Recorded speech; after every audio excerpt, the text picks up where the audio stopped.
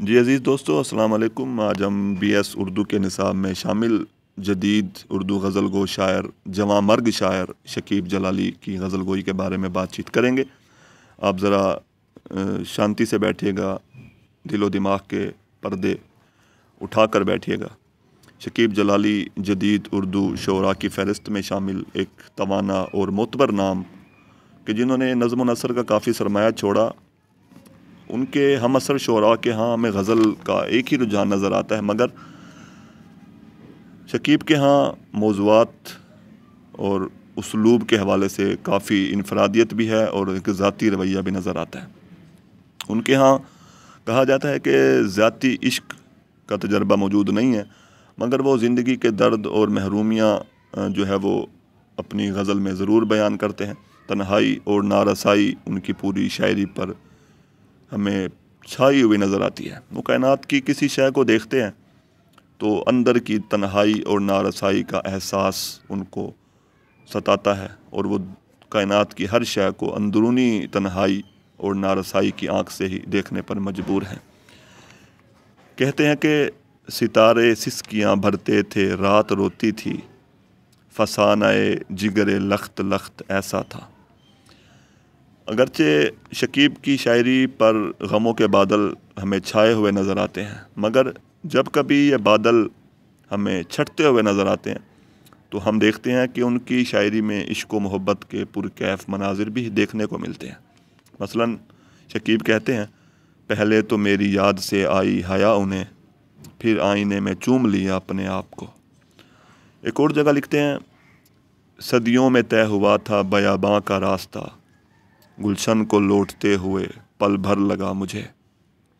شکیب نے روایتی عشق کے برعکس جو عشق کا نظریہ دیا ہے، اس میں ہمیں ایک فکر اور فلسفہ نظر آتا ہے۔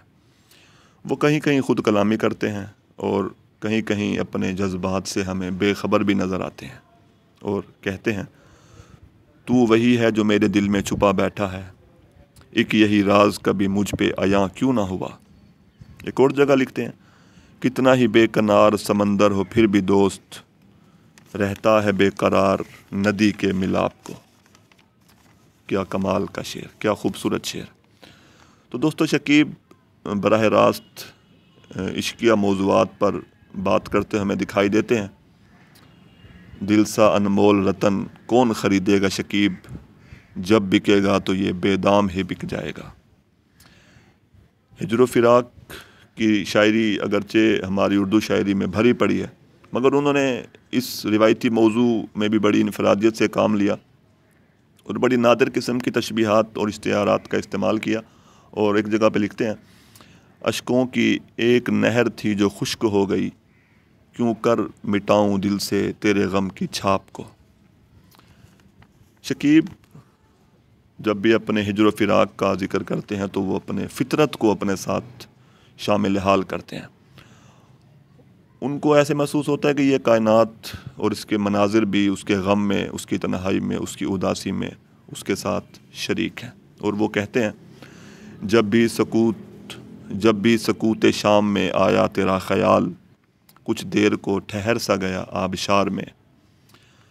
ایک اور جگہ لکھتے ہیں، مرجھا گیا جو دل میں اجالے کا سرخ پھول، تاروں بھرا یہ کھیت بھی بنجر لگا مجھے۔ شکیب کے ہاں عشقی اشعار بھی موجود ہیں، اور ان میں ہمیں کہیں کہیں ان کا تصور حسن بھی جھلکتا ہوا محسوس ہوتا ہے۔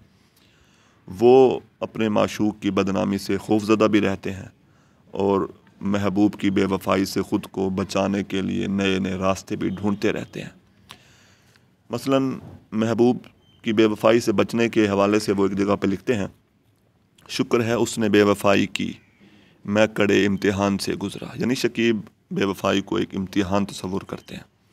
اب ان کا تصور حسن دیکھیے، کسی کا جسم اگر چھو لیا خیال میں بھی، تو پور پور میری مثل شمع جلنے لگی۔ یعنی شکیب خیال میں بھی کسی کے جسم کو چھونے سے ڈرتے ہیں، گھبراتے ہیں۔ بدنامی کا خوف دیکھیے ان کو کیسے لاحق ہے، خود کو بدنام کر رہا ہوں میں، ان پہ الزام آئے جاتے ہیں۔ ہجر و فراق کے ساتھ وصال کے موضوعات بھی ان کی شاعری کا حصہ ہے۔ ان کے ہاں وہ محبوب کے روبرو ہمیں گفتگو کرتے ہوئے بھی دکھائی دیتے ہیں، مگر انہیں جدائی کا خوف بھی لاحق ہے، اور وہ اپنی شاعری میں وصال سے زیادہ جدائی کو، ہجر و فراق کو ہمیں اہمیت دیتے ہوئے نظر آتے ہیں۔ مثلاً وصال کے حوالے سے دیکھیے کہ کتنی خوبصورتی سے وہ بات کرتے ہیں کہ رہتا تھا سامنے تیرا چہرہ کھلا ہوا، پڑھتا تھا میں کتاب یہی ہر کلاس میں۔ اب دوسرے شعر میں دیکھیے کہ کس طرح انہیں اپنے محبوب کی جدائی کا خوف ہے، ڈر ہے۔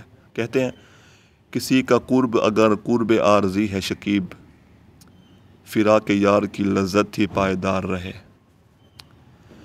شکیب کی شاعری میں ایک ایسا شخص نظر آتا ہے جو زمانے اور تقدیر کے ہاتھوں عشق میں ناکام ہوا ہے، اور نارسائی اور بے وفائی اس کا مقدر ٹھہرتی ہے۔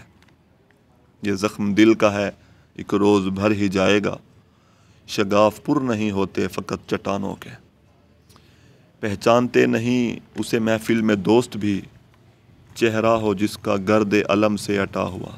دیکھیے کتنی حقیقت بیان کی کہ غموں کے مارے ہوئے لوگوں کو تو دوست بھی محفل میں پہچاننے سے انکار کر دیتے ہیں۔ کیا خوبصورت شعر ہے۔ تنہائی، حزن و ملال، اضطراب، غم، الم ان کی شاعری کا بنیادی موضوع ہے۔ اسی طرح خاموشی کے بادل بھی ہمیں ان کی پوری شاعری پر چھائے ہوئے نظر آتے ہیں۔ وہ خاموش بھی ہیں مگر بول بھی رہے ہیں۔ کہتے ہیں تو اس میں ڈوب کر شاید ابھر سکے نہ کبھی، میرے حبیب میری خاموشی سمندر ہے، میں لوٹ آیا ہوں خاموشیوں کے صحرا سے، وہاں بھی تیری طرح کا غبار پھیلا تھا۔ تنہائی کے موضوع کو شکیب نے نہایت وسعت عطا کی ہے۔ جب سب ساتھ چھوڑ جاتے ہیں تو تنہائی ایک واحد شے ہے جو انسان کا ساتھ نہیں چھوڑتی۔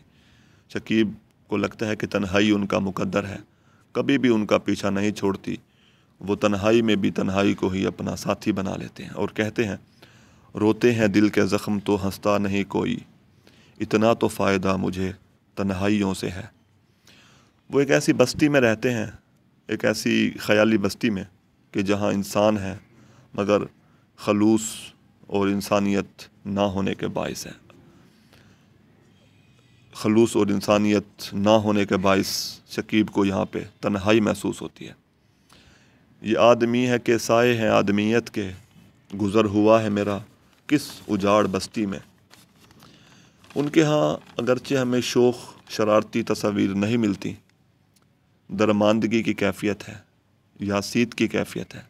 وہ اپنے اندر جھانکتے ہیں، خود کو ٹٹولتے ہیں، کوشش کرتے ہیں، جد و جہد کرتے ہیں، اپنے تجربات کو اور اپنی یادوں کو اشعار کے روپ میں ڈھالتے ہیں، مگر وہ ناآسودگی کو ایک منفی رجحان بنا کر پیش نہیں کرتے۔ وہ ایک خوددار شاعر ہیں، عزم و ہمت کے پیکر ہیں، ساری زندگی جد و جہد کرتے رہے ہیں، اور اسی وجہ سے وہ کہتے ہیں ٹھوکر سے میرا پاؤں تو زخمی ہوا ضرور، رستے میں جو کھڑا تھا وہ کوہسار ہٹ گیا، مجھ کو گرنا ہے تو میں اپنے ہی قدموں میں گروں، مجھ کو گرنا ہے تو میں اپنے ہی قدموں میں گروں، جس طرح سایہ دیوار پہ دیوار گرے۔ شکیب غم اور الم کے ذریعے ہی زندگی کو سمجھنے کی کوشش کرتے ہیں۔ غم اور الم کا احساس ان کی شاعری کو بڑی گہرائی، وسعت عطا کرتا ہے۔ وہ دوسروں کے غم میں بھی آنسو بہاتے ہیں اور کہتے ہیں رہتے ہیں کچھ ملول سے چہرے پڑوس میں، اتنا نہ تیز کیجیے ڈھولک کی تھاپ کو، دل میں پرائے درد کی ایک ٹیس بھی نہیں، تخلیق کی لگن ہے تو زخموں کو پالیے۔ اب اس شعر میں ان کا نظریہ فن بھی ہمیں نظر آتا ہے کہ وہ تخلیق کے حوالے سے دوسروں کے غم کو اہمیت دیتے ہیں کہ جب تک بندے کے اندر دوسرے کا غم نہ ہوگا وہ ایک اچھی شے تخلیق نہیں کر سکے گا، ایک اچھا شعر، ایک اچھا ناول، ایک اچھا افسانہ تخلیق نہیں کر سکے گا۔ شکیب اپنی شاعری میں علامتیں بھی استعمال کرتے ہیں، ان کی علامتیں ان کی فکر، ان کی سوچ کو وسعت اور ہماگیریت عطا کرتی ہیں۔